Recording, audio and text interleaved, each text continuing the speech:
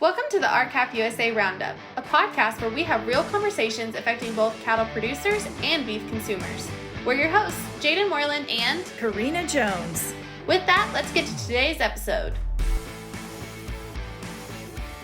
One of the foundations of our country and frankly our lives is competition, and the cattle industry is no different. On this episode of the podcast, we sit down with Brett Kenzy and talk about finding courage over compromise, and why it is in fact not time to settle, but it's time to stand up. Today we have on our dear friend, RCAF Region 3 Director representing Nebraska, South Dakota, and North Dakota, the newly elected president of RCAF USA, Brett Kenzy from Gregory, South Dakota. Brett, how's it going up there in South Dakota today? Windy. The theme for this week is wind. We've been unseasonably warm and dry, and it's been pretty nice, but this week the wind just doesn't stop. Yeah, that's how it kind of is in Texas too. But so I guess let's kind of get started with an introduction to you, your family, your operation. How did you get started in the cattle industry? Well, I guess my brother and I and our families and our mother, we have a commercial cow-calf herd. We've got a 3,000 head permitted feedlot. Cattle is what we do. All my income comes from the cattle business. I guess I think we're pretty special having a couple brothers and a mother working together every day and being able to get along. It feels like we've kind of beaten the odds there. You know, how did I get into it? I guess I grew up doing this, you know, from a very early age. I just turned 50. So you rewind a ways. And when I was a kid living 30 miles from town, there wasn't a lot of entertainment. So we just worked. My dad, my brother, and I, we spent a lot of time together. Dad always joked that we were good help when we were young, but it was a pain in the butt stopping to change our diapers. So that's how I grew up. Didn't really know how fortunate I was to have grown up like that, maybe. As I was a senior in high school, Dad just kind of told me, if you want to go to college, you're going to have to figure out a way to do it. So I got to looking at the Army and went to the Army for 3 years, had a great experience there, went on to SDSU, South Dakota State University, got a bachelor's degree in animal science, drove home almost every weekend I was in college to work on the ranch. And I guess the rest is history. Well, we're certainly happy to have you on our team. And so tell us kind of what drew you to RCAF and how did you become so involved? How did you become the president of RCAF? Well, I think it's probably just growing up in those 70s, 70s and 80s. I was young. My parents were active. A lot of our neighbors actually too were active in the American Ag Movement. That's the group that took the tractors to Washington. My dad didn't drive a tractor, but he did fly out there a couple times. But our family dinner table that's just where neighbors gathered. You're a little kid and you listen to people talking about the issues and the things that they see. And I guess I grew up in that environment of people looking at things, how they were, talking about how they should be, how to get there. I guess I just grew up in a revolutionary environment. Maybe I don't know, but it just that theme of people taking it upon themselves to try and promote how they think things should be. That was just ingrained in me in an early age. It's pretty crazy to see now. I would have been, I think, 7 years old roughly when the tractors went to Washington. It was different because we didn't have all the instant media then that we do now. But, seeing that on TV, now we come to current day, the deal with Canada. It feels like it's come full circle. It's finally gotten bad enough that people are just kind of sticking up for themselves, and that's good to see. So that's what drew me to RCAF. Just good, solid people coming together to try to make it better for the next generation so that we can continue to feed this country. So being president of RCAF is a big job. It's a big task. And with everything we have going on, what are some of your goals as president? Like, what would you like to see accomplished as an organization while you're in office? Well, there's a lot of different ways to answer that. We could talk for a long time about all the initiatives that we have. Obviously, MCOOL, 5014, restoring a competitive market. A competitive market, really, you could, I think an argument could be made that a truly competitive market is at the center of everything that we do as RCAF. But maybe the answer that I would like to give as president. Somehow we've got to make these producers that are scattered all over the United States realize that they have value, because that really is the thing that gets me the most fired up.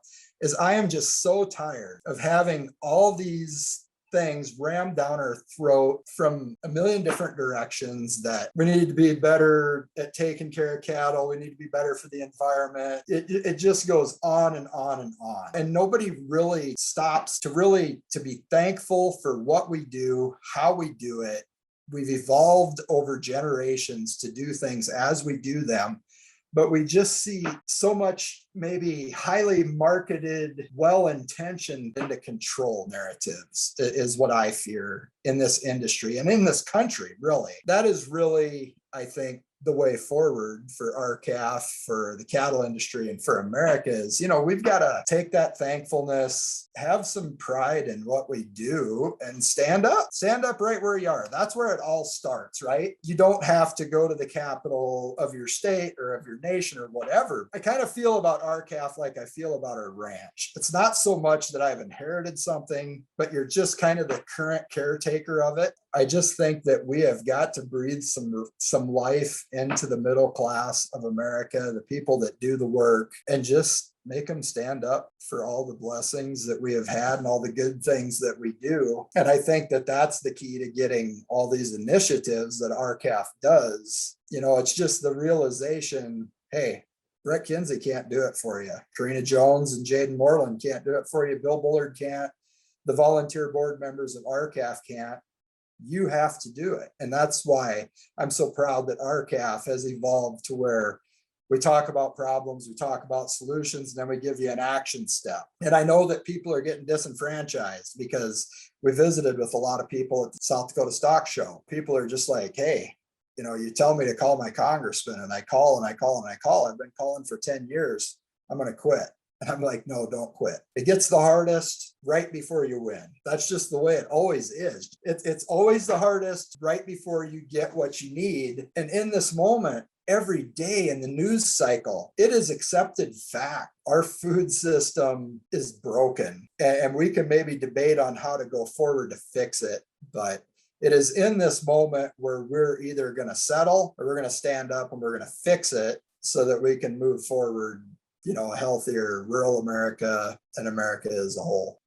So Karina and I were actually just talking the other day about how you have been just like a constant voice in the industry. And as long as I've been on staff, you're always doing interviews, op-eds, and really just like standing your ground, battling for our industry. And like you said, people are getting tired of fighting. So how do you stay motivated and keep up with this fight and just stay strong in this fight? Oh, I mean, again, it's thankfulness, right? As you look back, you look at our place, okay? We've been, since South Dakota's homesteaded, over 100 years. Look at what the generations have gone through. World War I, the Dust Bowl, the Great Depression, World War II, Vietnam, Korea, the social unrest and the civil rights movement. At any one of those times, kids had to think, oh man, it's all over, seeing the stress on their parents' faces, but we've came through it. And you have to be thankful for what we've come through. But now we are at that moment and we have to go forward. My time in the Army, it was just leaving everything that you knew and going somewhere you had never been, being surrounded by people that you had never met, knew nothing about, and just visiting with them, because in the Army, the motto is hurry up and wait, right? So you're either going 100 miles an hour or you're at dead stop and you're sitting around and you're visiting with these people. And I guess being born into it and living the ranch lifestyle, I had never really appreciated it because I didn't know anything else. And when you get to talking to other people, it's some romantic stuff. Having land and having open spaces and talking to them about working with a mean cow, and showing them pictures of baby calves. And that's just kind of what keeps you going. Just thinking back to that, thinking about who has lived more free than us out in these open countries, who's learned the lesson that it doesn't matter whose fault it is, you're going to deal with the consequence, right? If you get your fields hailed out, it wasn't your fault, but you're going to deal with the consequence. And there again, that brings us to current day too. This organizational bickering, this group blames that group and blah, blah, blah. R versus D, back and forth, nothing ever gets done, paralyze the country because nobody can reach across the aisle to come together. Guys, it doesn't matter who we can blame it on.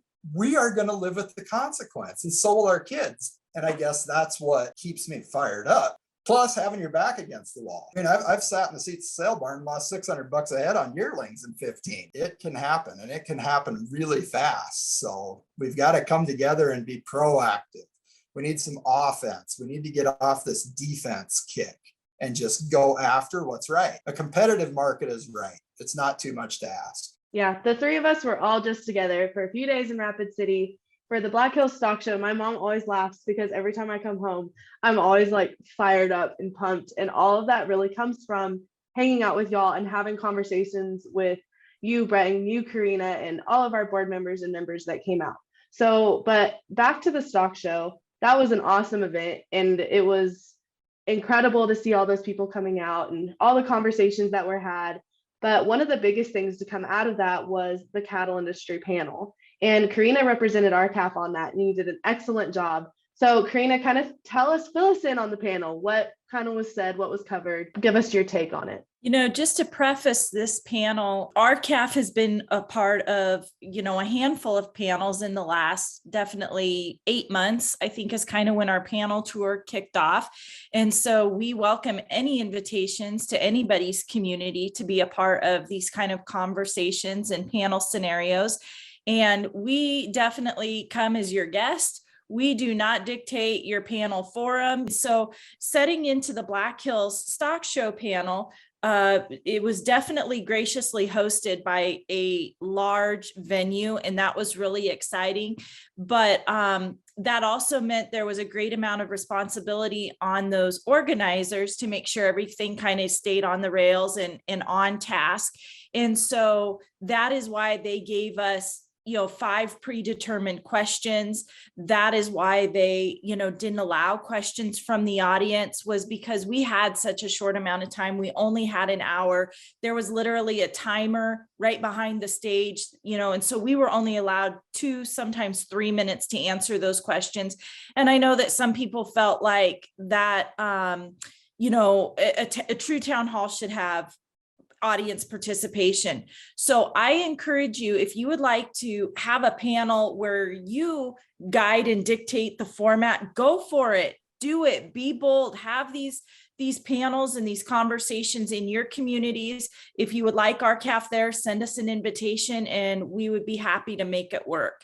So, there was 5 questions, stayed pretty true to the most contemporary cattle industry issues.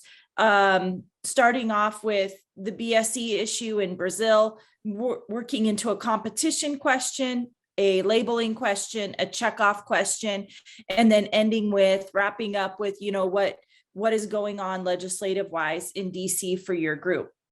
And so I think we definitely saw some of the biggest divergence in position when it came to that competition question. And that's definitely a hot button issue for Brett.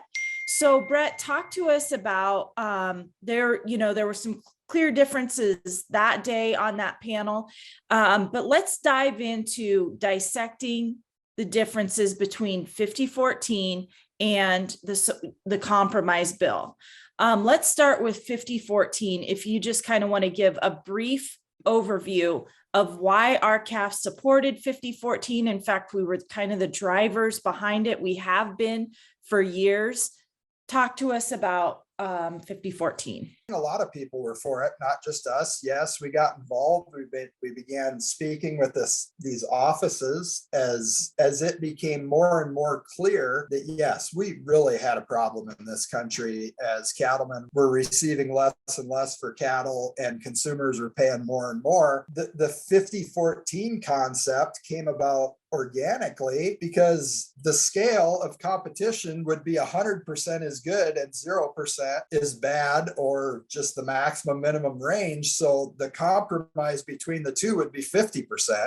And I guess I've always prefaced that I believe in this 50-14 concept, 50% cash trade mandate, delivered within 14 days per plant, which is almost as important as the 50% coming from cash trade, the availability, the access to the market. That's how we came up with the 5014 project. It caught on. We had a lot of organizations sign on to it. We had 10 senators signed on to S949 because, again, it was a compromise. For me, it has always been a bridge to antitrust, which is if we can somehow empower middle America to stand up again, I think that antitrust harms us all. That is the issue that ties all of America together in this, is the need for competitive markets that drive innovation, that drive entrepreneurship and risk takers. So for me, that is 5014 in a nutshell. Is it's a compromise to show what value discovery and market access could do for this industry. And I think once we see that in codified law by our senators, who are tasked by the Constitution to pass law and then hand it on to the letter agencies to administer that under the supervision of the executive branch and under threat of legal challenge from the judicial branch, that was the beauty of it. It's simplicity, the minimum standard in law. And that's what drew me to 5014. You know, when you talk about 5014 being the middle ground between 0 and 100%, for our listeners, that describes to me 100% being that the packers would have to buy 100% of their cattle in the cash market, basically putting a ban on unpriced contracts, 0% being we go full on vertical integration, everything is captive supply and only funneled through those very small supply chain channels. And so you're right, 50% was the middle ground. And then we work into that conversation that it was simple. It was too simple for Washington. We were gaining steam. We were getting hot with that issue, and Washington does it best when something has momentum behind it. There's lobbyists that have to create a diversion. And so that's why the compromise bill was probably incepted, was to, cut off the steam that 5014 had going forward. The compromise bill seems, once we got it and we were able to parse it, we had some definite concerns. There was really nothing brought over from Grassley's Senate Bill 949, the 5014 bill. There's really nothing brought into the compromise. And that was a concern for us. In fact, it was so watered down, and there's so many pages of bureaucracy and gray language. We communicated those concerns to those senators immediately before the bill was actually introduced. Talk to us about the numerous meetings our RCAF board had looking through this bill and the concerns that were raised. Okay, hold that. I want to go back to 5014 for just a minute. 5014 as a bridge to antitrust. I'll just say one of the reasons why we went with 50 was because it was that middle ground. It should have been something that would allow everyone to live within the system, right? We don't want to try to create some predetermined outcome for the cattle producers or for the packers. We wanted it in the middle so that it was a livable solution. It should not have disrupted the supply chain. That's very important, I think, to bring up, as we are looking for something that's going to keep America fed as we right this ship of what's been going wrong. Now back to the compromise bill and how it was delivered to us. I don't remember what day it was, but I think I got a text at 10:30 in the morning, which is odd because usually we get email correspondence, but we had an emergency meeting right at high noon Central Time to discuss a new bill that was coming out. So we got on that as the board of directors and we discussed it. And to be honest, at first glance, with the press release that we were given to study the compromise bill, because I say America suffers from too much salesmanship and not enough substance. But by looking just at this release that we were given, this summary, we were maybe cautiously optimistic that this would be something to go forward through. But as we went back and forth and found that there were more things that we didn't know than we did, we decided that we had to table it until we got a working copy of the bill. And once we got that working copy, then it threw a ton of red flags. And we went through that bill line by line. We came up with three separate memorandums with very specific questions and suggestions that we had to strengthen this bill. And we were almost flatly rejected. So while they called it a compromise bill, ended up turning into more of a surrender. Well, and it was a take it or leave it surrender. Mm-hmm. I'm fine with being considered a radical. Screw it. I wear it as a badge of honor. But when you have thoughtful dialogue and you're just flatly dismissed, that was no compromise. That was a take it or leave it. And I'll be honest. I like sayings, right? Here's a saying for you. A wise man changes his mind many times, but a fool never does. That bill was delivered to us with almost every organization besides NCBA and us, if I remember correctly, being in support of it. And if they didn't dive into that bill before they supported it, I'm afraid they were victims of a sales job. And I would ask them to go back through and look at exactly what it does, which I'm sure that we're going to discuss that going forward. So let's talk about the salesmanship of that bill, because of course you see the word compromise at the top of Senator Fisher and Senator Grassley's press releases. Everybody gets excited, but now let's talk about the substance and lack thereof. It's a ton of pages that really raises a lot of red flags. Let's start off with the component of, you mentioned this earlier, you and I elect lawmakers to make laws. This completely punts the control of our cattle market to the USDA. What are your concerns about that? Look at the track record of USDA, and you have to realize USDA has 100,000 employees. USDA is so much different than what it was intended to be. USDA personnel are not elected. Sure, they're appointed, but some are appointed. To give that much power to an unaccountable and unelected letter agency of our government, a case could be made that the trouble that we're in as a country is that our lawmakers have freely given too much of their authority to the letter agencies to avoid accountability at the ballot box. Now, you might agree with that or you might disagree, but at any rate, we were not intended to be governed through regulation. We were intended to be governed through law. And yeah, USDA was never intended. There's too much access. Really, the reason we got to the compromise bill is twofold in my mind, and this might be harsh too. Somebody lost their nerve, and the lobbyists that slither around Washington, D.C. are the ones that facilitated somebody losing their nerve. Let's talk about the power that lobbyists will have over our cattle markets by the way of design of this compromise bill. Look, I believe that competition is one of the most foundational things that this country is built on. Free competition, a competitive market, because you can't work a man harder than he can work himself. I just believe in that. That's what rose the middle class. But instead, what we're seeing is the creation of this beyond the market segment of our industry. People who have moved beyond the market through unpriced contracts, through cost plus agreements, through direct feeding for the meat packers, totally legal. Some people think that's illegal, but when they rescinded the consent decree, that became legal. That's what all these changes have led to, and nobody ever got to vote on that. These are things that have just happened, and that's more of what I see happening with USDA, because the lobbyists are there every day. So we really have got to hold our elected officials accountable, because that is the danger of USDA. It is kind of an entity unto itself. It's an entity that's swayed by captured academia. One of the things in the compromise bill is using currently existing academic studies to determine what constitutes a fair market or a fair level of competition regionally.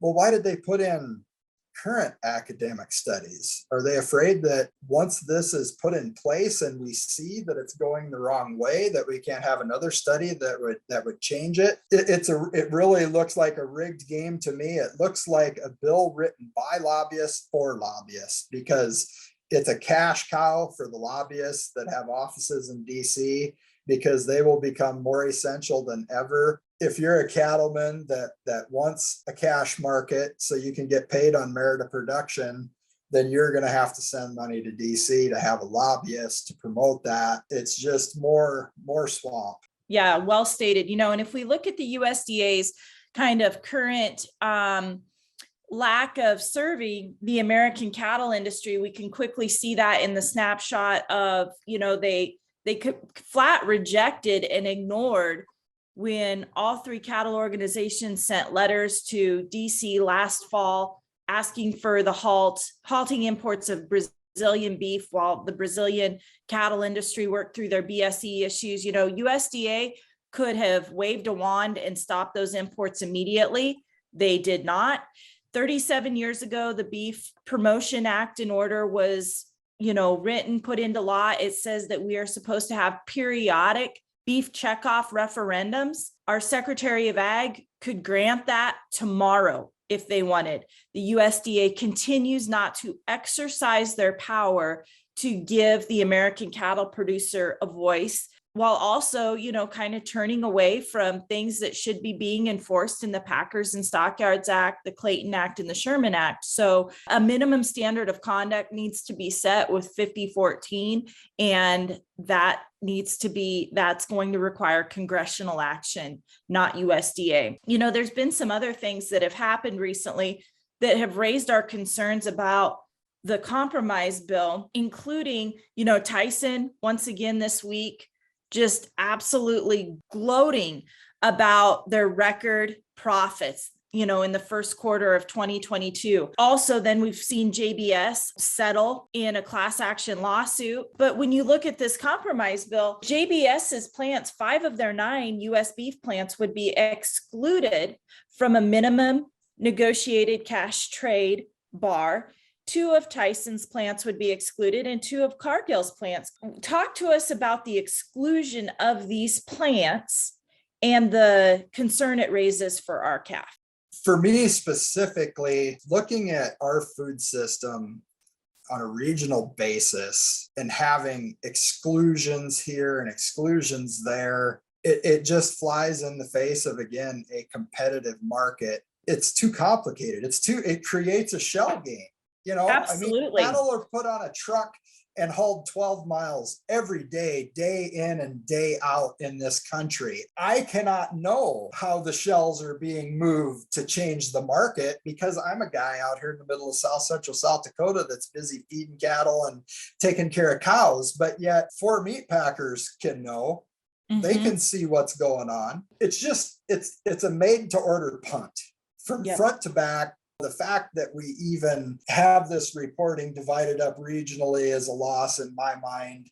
And some people will say, oh, you're just crazy and you're just negative. Man, I've had NCBA members tell me that livestock mandatory reporting, it started out as a great intention, but by the time USDA got it through all the lawyers and everything else, it's worthless. It's just absolutely worthless. It's actually a net loss. And I know that there's been bills to strengthen it. And, I applaud that move towards transparency. But as of yet, the best I've seen those bills amount to is another autopsy of how it happened. And yes, autopsies can be useful, but when you're buying cattle and trying to move forward, it's pretty hard to turn an autopsy into a business plan. That's just the thing we've got to quit as this country being divided up into these regions and played against each other.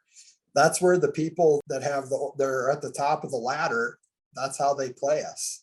It reminds me of our kids reciting the Pledge of Allegiance every morning at school and ending with one nation, indivisible, with liberty and justice for all. This nation is guided by federal laws that apply from coast to coast, from border to border, not breaking the country up into regional areas where the law will apply here or it'll be different there. And so it absolutely sets a dangerous precedent.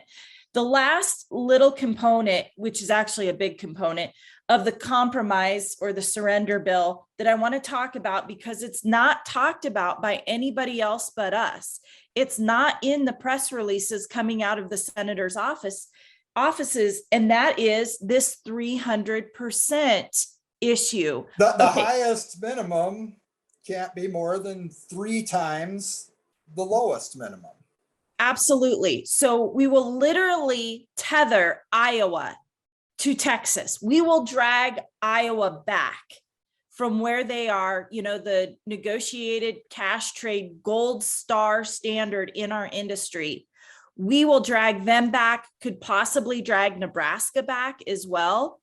How dangerous is that suddenly we have Texas setting the bar and our northern plains states will be drugged back? Why should that kid in Texas, man or woman, why should they not have the same opportunity as that young man or woman in Iowa to feed their own cattle and have access to a competitive market? The other thing is these minimums that we talk about. If you tether Texas and Iowa trades at, the last I saw, 54%, let's say. Texas at that time, I think that week was 13%. That's been a month ago. It's changed by now. It'll continue to change. But you tether those two together. I've had it explained to me by people who support the compromise bill as we should not burden Iowa with the majority of cash trade. People, what is the point of this whole, this thing gets so complicated, convoluted, creates a shell game that we lose sight of why we originally want to pass the bill. It's to get back to a competitive market with value discovery, with access to the market for your finished market ready cattle. We lose such sight of that we're going to say that cash trade in Iowa is a burden for the industry. We're trying to empower these southern producers to come up and have the option to have their cattle undergo value discovery. Another thing too, a spinoff of this that I haven't heard nearly enough is there's a Texas A&M study that I have yet to put my eyeballs on that miraculously came out of thin air. And if I'm wrong, I'll lead with my mistake. If it's out there and I haven't seen it, then somebody get it to me. Now that says that if we don't do something, if we don't get something, if we don't get this starting point that we can build on and work on, cash trade in Texas is going to go to zero. I would propose to the people that have a head on their shoulders that a small cash trade benefits the packer because it shows, we're not vertically integrating. These guys are choosing it. And there's just this small amount that doesn't choose to pledge their cattle, their perishable cattle, unpriced. So you use that small amount of cash trade to leverage all the other AMAs that are going on. That small amount of cash trade is useful to the people that are procuring cattle, in my mind, because it becomes that bargaining point. Yes, it's a leveraged bargaining point. It's a thinned out bargaining point, but it's still a bargaining point. Cash trade this week's only 130. We'll do an AMA with you for 132 or whatever, and you can deliver when you want. I don't know how to say strongly enough, people, do not settle for the salesmanship. We are in a time where everybody knows this thing is broken. What you settle for is what you'll deal with for generations.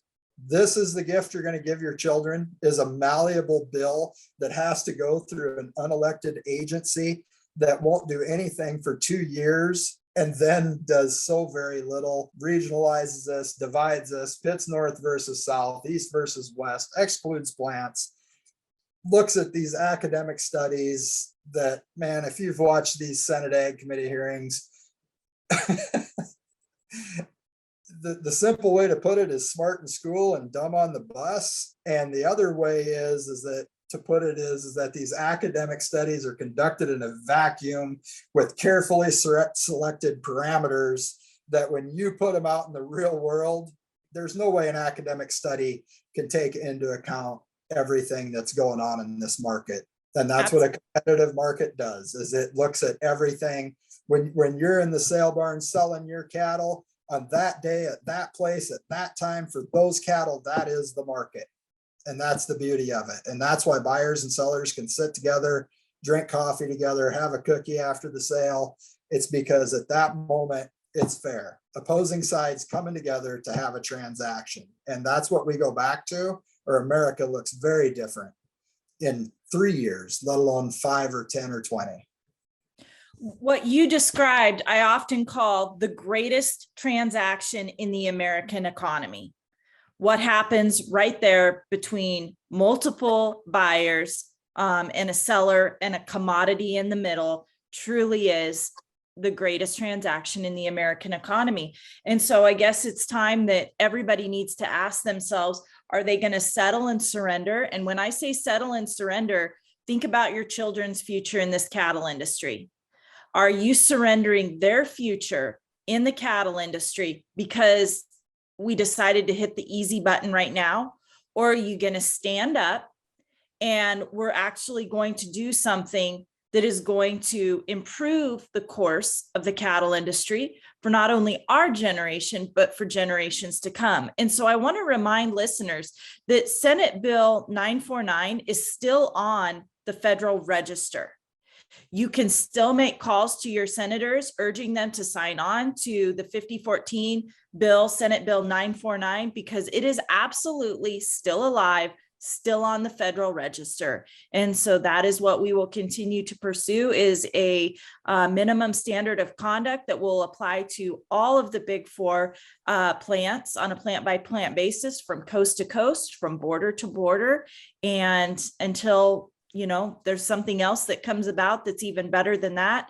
That is where we stand. So really fast. Okay, we just used a ton of industry terminology that not everybody grasps like we do, because we talk about it and live it every day. So let's rewind just a little bit. And Brett, explain to me what the difference is between the compromise bill and the 5014 bill, and like the importance of competition in our marketplace, and explain it to me like you would to your kid asking you about it.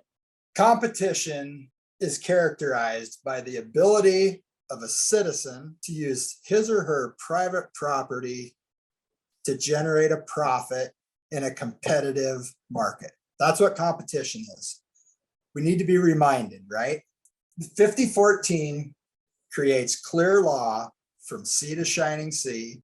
It is a minimum standard of conduct. 50% of the cattle have to be purchased, cash negotiated, and taken delivery within 14 days, which, I mean, to the average person that might not be involved in agriculture, cattle, as they're finished, it costs a lot every day to feed them, right? $4 to $5 a day when corn is as high as it is.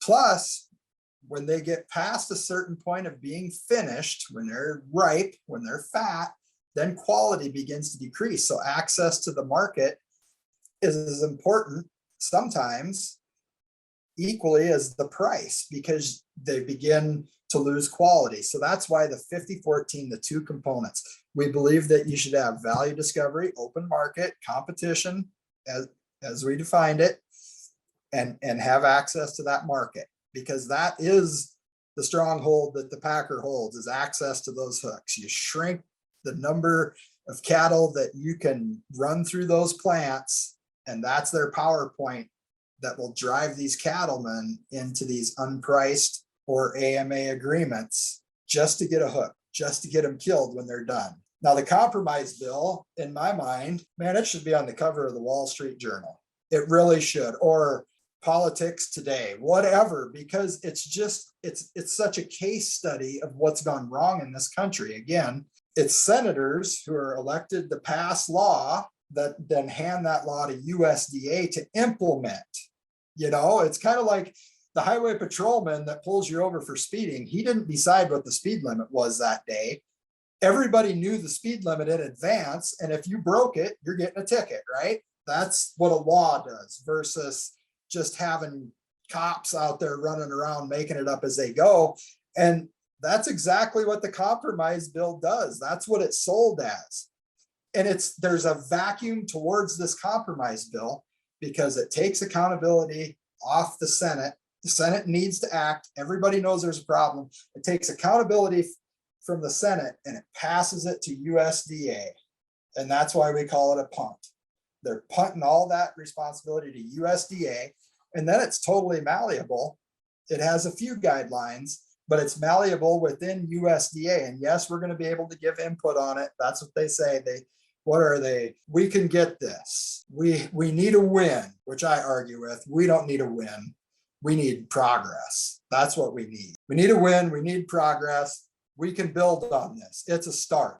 Yeah, it's a start in Washington, D.C., where the lobbyists live, where the lobbying firms make a heck of a lot of money, all saying that they're working for the good of us. So that's the fundamental problem with the compromise bill, is that transfer of power. But then you get into it, it regionalizes the United States, which, as Karina said, one country under God, indivisible, e pluribus unum. It's on every dollar bill you've got in your pocket out of many one. We are one country. We don't have a regional tax code. I would propose to you that the reason we have regional differences in cash trade is because of lobbying power within those different regions. Basically, we're asking the people who created the problem to fix the problem to some large degree. So yeah, it regionalizes us. It tethers the regions who have resisted that lobbying power, who have relied on a competitive market that rewards them on merit of production and not on compliance to that market power of the meat packer. Regionalizes us, tethers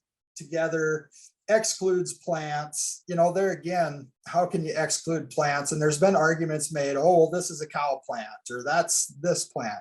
Man, they can retool those plants. If there's a profit motive, they can retool plants, they can haul cattle. And so we cannot just empower this further shell game. To bring it back to the beginning, guys, if we let the powers that be, what's the old saying you hear? I work hard every day and I pay my taxes. You take care of this. Well, how's that treated you? In my 50 years of life, how has that treated you? Just that blind trust that the powers that be have your best interest at heart? No, you got to stand up. You got to stand up where you are. I guess I'm over asking people to join RCAF. What it comes down to is we can't do it without you. This has to be America standing up.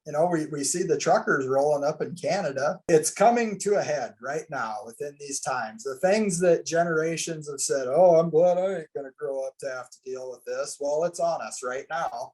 And we don't have to be belligerent about it. Anything that I've said about the compromise bill or anything else or USDA, I would gladly sit side by side with those people and have that back and forth, because that is the courage and that is the way forward in all of this, is to come out in public as individuals and organizations, be unafraid to speak to what we believe, and to have the courage to have somebody else disagree with us and to have that conversation back and forth to get to what's truly right going forward, because this is the moment in my mind. And I don't mean to disparage any other organization or anything like that.